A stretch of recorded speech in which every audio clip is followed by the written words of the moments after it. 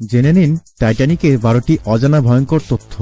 হার্ভার্ডের ইতিহাসবিদ স্টিভেন বেলের ভাষায়, টাইটানিক জাহাজডুবি নিয়ে যত লেখা ছাপা হয়েছে, হয়তো শুধু যিশু এবং গৃহযুদ্ধ নিয়েই কেবল তার চেয়ে বেশি লেখালেখি হয়েছে।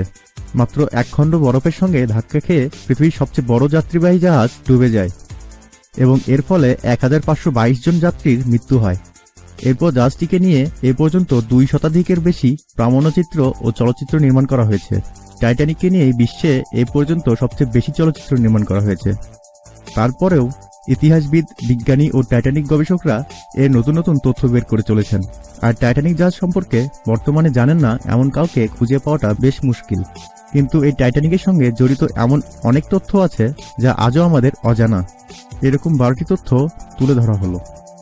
টাইটানিকে কর্মরত একজন জাপানি বেঁচে যান দুর্ঘটনা থেকে। তারপর যখন তিনি তার নিজ দেশ জাপানে ফিরে যান, তখন তার এলাকার লোকজন তাকে ধিক্কার জানায়, কেননা সে জাহাজের সঙ্গে ডুবে না যেয়ে বেঁচে আসলেন। টাইটানিক সিনেমার হৃদয় ছোঁয়া এক দৃশ্য ছিল, টাইটানিক জাহাজ ডোবার সময় বাদ্যযন্ত্র বাদকরা তাদের বাদ্যযন্ত্র বাজাচ্ছিল এবং এই ঘটনাটি সত্যি সত্যি ঘটেছিল। বরফের সঙ্গে ধাক্কা লাগার পর কয়েক ঘন্টা ধরে তারা বাদ্যযন্ত্র বাজান। বরফের সাথে সংঘর্ষের ৩০ সেকেন্ড আগে এটি তারা দেখতে পান এবং সাথে সাথেই জাহাজের ক্যাপ্টেনকে বিষয়টি জানানো হয়। তাৎক্ষণিক ব্যবস্থা নিলে এই সংঘর্ষ এড়ানো সম্ভব ছিল। মিল্টন হার্শি, যে কিনা বিশ্বখ্যাত চকলেট নির্মাতা কোম্পানি দ্য হার্শি কোম্পানি এর প্রতিষ্ঠাতা, তার হাত ধরেই সবচেয়ে মজাদার স্বাদের কিছু চকলেট তৈরি করা হয়েছে।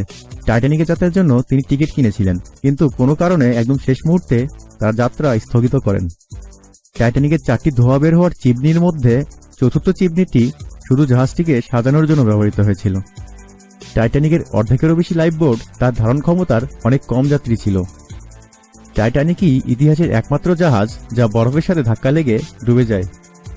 টাইটানিকে যাত্রার আগের দিন যাত্রীদের নিয়ে একটি ছোট ট্রেনিংয়ের আয়োজন করা হয়েছিল।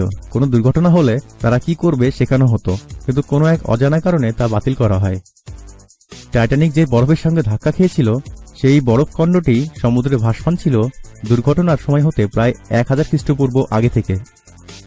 টাইটানিক জাহাজ তৈরিতে যে পরিমাণ অর্থ খরচ হয়েছে, তার থেকে অনেক বেশি অর্থ খরচ হয়েছে টাইটানিক সিনেমা নির্মাণ করতে। টাইটানিক ডুবে যাওয়ার পর পানিতে ভাসমান অবস্থায় যাদের উদ্ধার করা হয়েছে, তাদের মধ্যে অন্যতম হলেন টাইটানিক জাহাজের রাধক।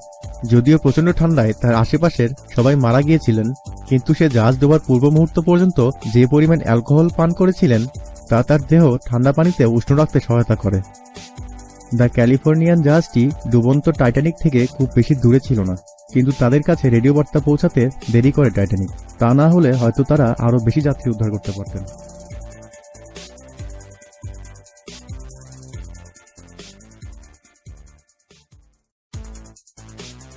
জেনে নিন টাইটানিকের ১২টি অজানা ভয়ঙ্কর তথ্য। হার্ভার্ডের ইতিহাসবিদ স্টিভেন বেলের ভাষায়, টাইটানিক জাহাজডুবি নিয়ে যত লেখা ছাপা হয়েছে, হয়তো শুধু যিশু এবং গৃহযুদ্ধ নিয়েই কেবল তার চেয়ে বেশি লেখালেখি হয়েছে। মাত্র এক খণ্ড বরফের সঙ্গে ধাক্কা খেয়ে পৃথিবীর সবচেয়ে বড় যাত্রীবাহী জাহাজ ডুবে যায় এবং এর ফলে ১৫২২ জন যাত্রীর মৃত্যু হয়। এরপর জাহাজটিকে নিয়ে এ পর্যন্ত ২ শতাধিকের বেশি প্রামাণ্যচিত্র ও চলচ্চিত্র নির্মাণ করা হয়েছে। টাইটানিককে নিয়ে বিশ্বে এ পর্যন্ত সবচেয়ে বেশি চলচ্চিত্র নির্মাণ করা হয়েছে।